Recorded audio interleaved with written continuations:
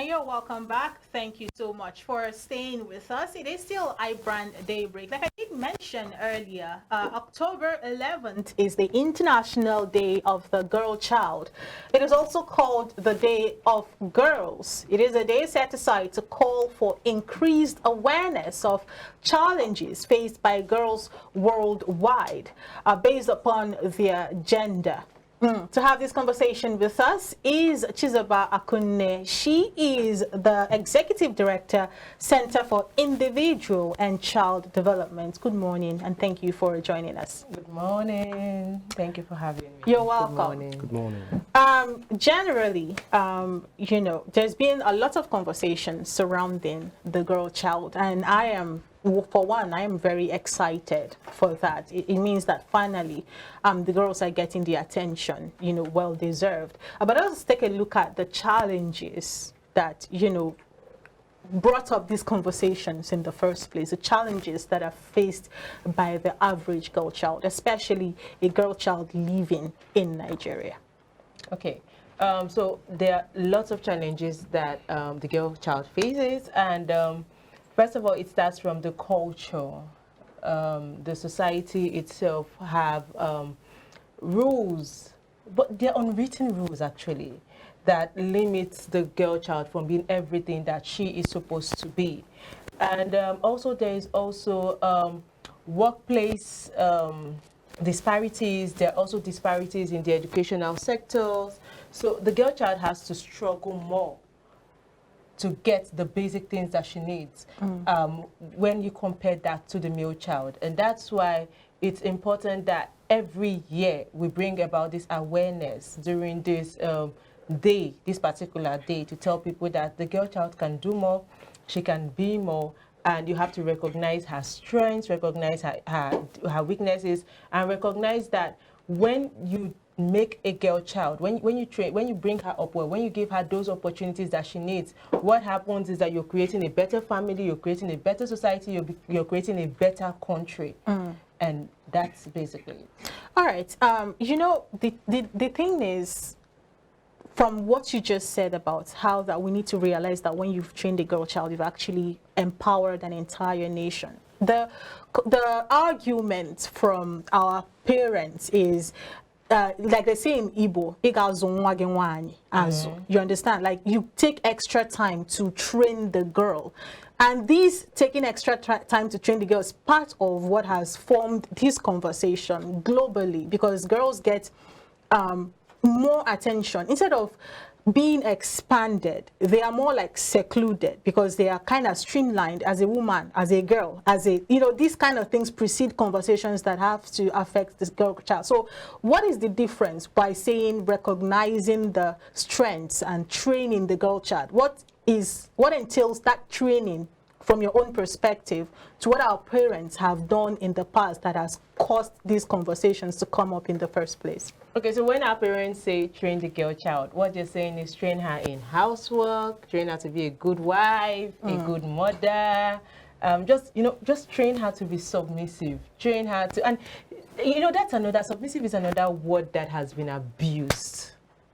Train her to be submissive, train her to be quiet, train her to be docile, train her to, you know, not train her to be just in that corner, be seen and not heard. And that's not what we're talking about when we say train her. When we say train her, we're saying look at her temperament, look at her personality, look at what she wants to be. What, you know, children are uniquely interesting. When you ask a child, what do you want to become? Now, just remove remove those taglines of doctors, engineers, and all. When you ask a child, what do you want to become? A child will tell you what they want to be without that tag.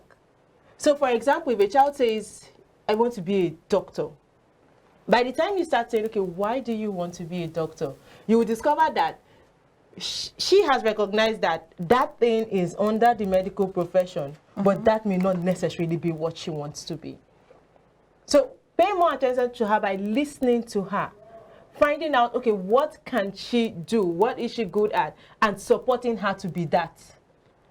The way a male child is trained is different from a female child. For example, if a female child is caring or she's somebody that is empathetic, they'll say, oh, maybe she's going to be a nurse. And, you know, that's one of the reasons why you see a lot of female children, when they are nurses, you know, they still they want to become doctors.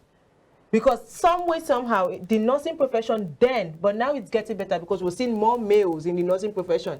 The nursing profession in Nigeria was looked upon like something that she has to do. And then they also feel that she has to be lower than the doctor. Whereas you can be a nurse in your own right, you can be a doctor in your own right, and it's still the same equal playing field. But when a man is empathetic, what would they say? Oh, he's going to be a doctor. And no, the way they will say it, the female will be like, what is going on? Even in the tech space, we don't have a lot of females in the tech space. Because a girl is going in, I have a teenager she's going in to study maths and stats. And everybody is saying, why are you studying maths and stats? Why don't you study this? Why don't you study? And I was like, excuse me. That's what she says she wants to study. She wants to code later. She knows what she wants to do. So why don't you encourage her to be what she wants to be? Why do you want to relegate her to the back? You want to tell her that she's not good enough to do that, or you feel that she's going to earn so much money and she'll be competing with males? Like, I don't get it. And so we need more females to be able to say, no, this is her strength. This is what she wants to do. And please don't label anybody. Oh, okay, she's going to be a teacher. Why can't she be a lecturer? A professor. Why can't she be a professor? But then it's even getting better now, because then in the 60s, 50s, they only had the option of being grade 1. No, they didn't even have grade 1. They won't even give you grade 1. You know, the normal teacher, the low one, or a seamstress. So nowadays, we're even better. All right, so you've given us your submission on how the, will I say, the labeling of a girl child in the African society. Because I know for the most part, this has been something that we see happening here in a very, very grand scale. Because over there, especially when we watch in movies, for some of us who haven't traveled there, we find out that whatever a lady likes, she goes for it. There's no issue of you're a lady. If you have fun or maybe passion for tech, you go for tech. If it's entertainment, you go for entertainment. But down here, you're being reminded that you're a lady, right? So there are certain things that are expected of you to go for. If a lady over there likes a guy, for instance, she takes a pass on him, right? But why is it that when it's the Nigerian thing, the girl child is reminded that you're a lady? You shouldn't do this, or you shouldn't do that, or you should do this and not do that. At what point did we get to that? Okay, stage? So I want to first of all start by saying something. Even there, they're not finding it easy. Last week, I stumbled on a video. And these women are some of the A-list actors in the US. And so they started talking about the disparity in the media industry. So you are the leading star, and you have a co-male leading star, and he is earning more than you are earning. And when you want to complain, they are telling you, and these women, they are women that we all know them, and they are telling you that, no, you shouldn't go for that. And the woman was like, I have to pay college fee for my child. And, you know, they were even talking about passing up opportunities. So what they have had to do even there is that women have had to come together to ensure that, like one of them was saying, they offered her friend a role.